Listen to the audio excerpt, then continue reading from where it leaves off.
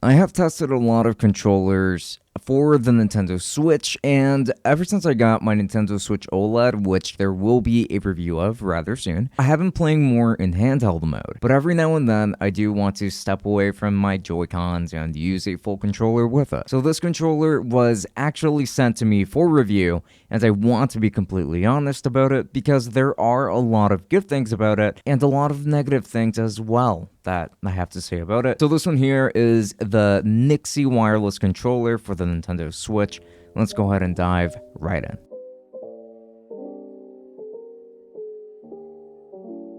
And before we continue, don't forget to follow me on both Twitch and on Instagram. I will be streaming on Twitch fairly often, so I really don't want you to miss out on that. Also, why not go ahead and pledge over to the Patreon if you would like to support us? There are going to be monthly giveaways for members as a way of giving back. And then lastly, now do make sure to join the Discord because there are plenty of cool people over there. And subscribe, like this video, of course, for the usual if you end up liking it. Now on to the video. In the box, you're going to find the controller itself, USB-C cable, a lot of instructions over here for showing you how to use the many different features on it, and we will be talking about this very, very soon. So the exterior design is very similar to the Switch's Pro controller in terms of its shape, and on the front with buttons exactly pretty much where you would expect them to be. I want to start by talking about the things that I do like about the build here. I do like the D-pad because it's not very soft and has a good amount of resistance to it, a good amount of feedback to it, which makes it great.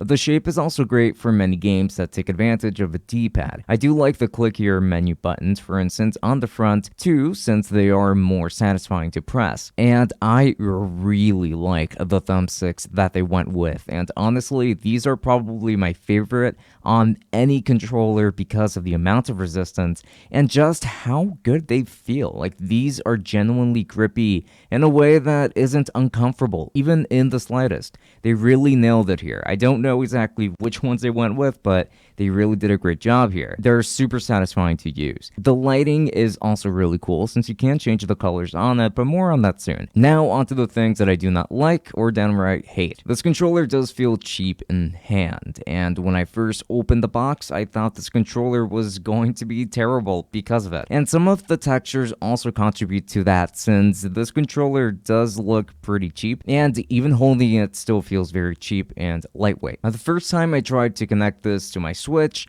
I went through hell because it just refused to work either wired or wirelessly. It just would not connect. Now, I am having a very difficult time replicating this event, but the very first time I did have a lot of issues. I had to let it charge before it worked, and that was for a good few hours. In fact, I left it charging overnight. So I'm pretty indifferent about the triggers and bumpers, but the ABXY buttons can feel tinny and hollow at times. This is not a controller that everyone will love, and I think that they could have used better materials and added more weight to these to add to that experience. Also, let's go ahead and redo the body, please, as this top portion, for instance, does look and feel cheap, but most importantly, the back over here, while it is textured nicely, it still kind of has a very plasticky feel to it, and I'm just saying it how I see it. And now I know that I spent a lot of time complaining about this controller, but almost everything else that's coming forth is actually pretty positive. Let's talk about the colors for a moment. You can actually switch between blue, red, green, orange, yellow, purple, pink, and, well, rainbow colors over here to really show off the RGB aesthetic. You also get some effects such as breathing between colors and breathing on the same color, or literally just turning that off entirely, and I'm totally fine with that since these are just effects that are built onto the controller itself rather than something that you would have to do over software. I'm fine with that.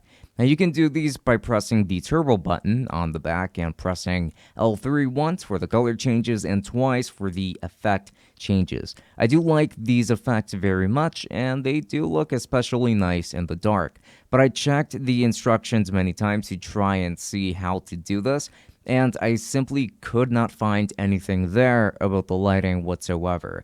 That pointed me towards how to do this. Now, the folks who sent this controller over to me were the ones who actually showed me how to do it, and that's how I learned how. But otherwise, I feel like with the current instructions, you're not really going to find out how to change the colors on it. It starts off as blue, but I eventually learned how to change it to other colors. So yeah, let's try to update the instructions, please. Now let's begin with some game tests, and let's begin actually with a 3D fighter. I'm sorry if I don't cover your preferred genre in this video, but I will be covering 3 genres. And something like Dragon Ball Z Kakarot, for instance, this controller is great. You are heavily reliant on the left stick in particular, and I felt so comfortable while just moving around and flying to different locations.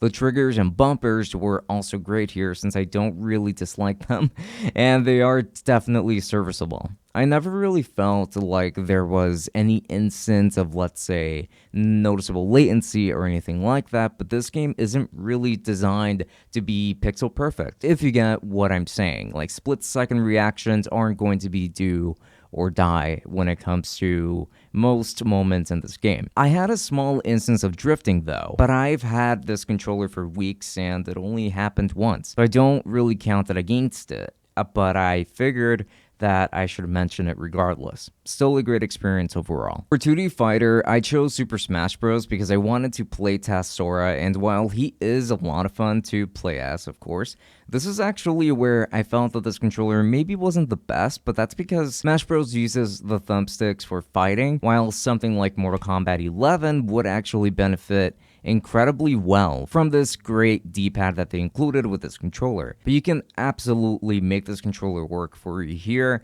since you do get some customization within the game itself.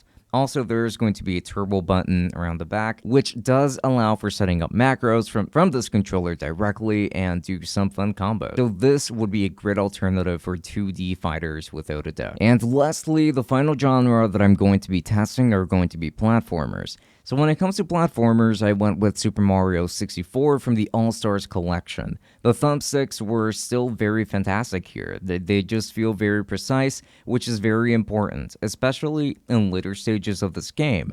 I would argue even that the same would actually go for a 2D platformer like Dead Cells, which also benefits from a lot of precision. I can't really complain much here, but the vibration motors are not really adaptive, if that makes sense. It doesn't really vibrate a little bit when something mundane happens and gets stronger with the bigger impacts or anything like that. You do just get multiple levels of vibration, but only one of them will trigger at a time. So let's say that you hit something very gently, you're going to feel a very strong vibration on this controller, if that's how you have it set, that is. Either way, fantastic controller for platformers, whether you're using the thumbsticks or the D-pad to move around. Now, battery life is fine. For me at least. It's between 4 and 6 hours, which is still very low in comparison to other options, but I don't really play for that many hours at a time, so it's okay for me, honestly. It does charge over USB-C, which is quite nice, of course. So in conclusion, I want to say that I know that I was really tough on this controller. However, this is all because this controller has really good things to it, but can be held back significantly by the negatives. Most importantly, I'd say that the first impressions were really what messed with me at first. But in practice, gaming for hours at a time with it, I've grown to like it quite a bit. For $50, which is the price that I often see it for, this probably isn't really my first option, but it's a good option for sure. For the next version of this controller, however, I would suggest upgrading the overall build, especially around the back. I would also work on making the vibrations maybe a little bit less uniform, just allowing for some more variations if possible, though I do know that doing something like that would probably be pretty difficult, so, you know, it's not really a big deal if it can't be done, and it's also just more of a personal thing regardless. Now, the instructions also really need updating to include information about the lighting, as it should. In spite of its issues, I do think that it's worth recommending because, like I said, in practice, this controller was a very good performer. So if you're interested in getting this controller, then I'll be making sure to leave affiliate links down to Amazon in the description. There are also going to be links to ABUNDA in case you would rather finance anything like this. No credit card of your own required, by the way. And there's going to be Luster in case you need some help looking for sales. That's going to be a great tool. So links to all of this down below. If you end up using any of my links, you'd be helping out the channel quite a bit. So I would appreciate that quite a bit. And also, I would love to give a very big thanks to all of my patrons, beginning with the tier 3s, which are going to be Omar, Sara, Wazel, and Joe Moss.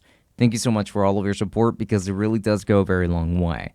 Now, on to the rest of the patrons, the tier 2s coming right up. And this is super important. I would just like to give a very special thanks to all of our patrons, which are going to be listed right here on the screen. Again, a massive thanks to you all for supporting us to help us create the kind of content that we bring to you on a day-to-day basis. And thank you so much for supporting the Tech Summit podcast as well. And just remember that if you would like to be a part of this community too, and then do make sure to check out the links to our Patreon, where you don't only get bonus episodes of our podcast, but you also get automatically entered into one of our monthly giveaways of a tech product that we have reviewed that is of at least $50 in value or higher. So links to that down below. And don't forget to follow me on Instagram, of course, and on Twitch, where I do try to stream as often as possible. But you can ask any questions over there live, and I would love to help you out there. Now, this has been Francisco from Tech Summit. Thank you for watching, and I will be seeing you all later. Enjoy.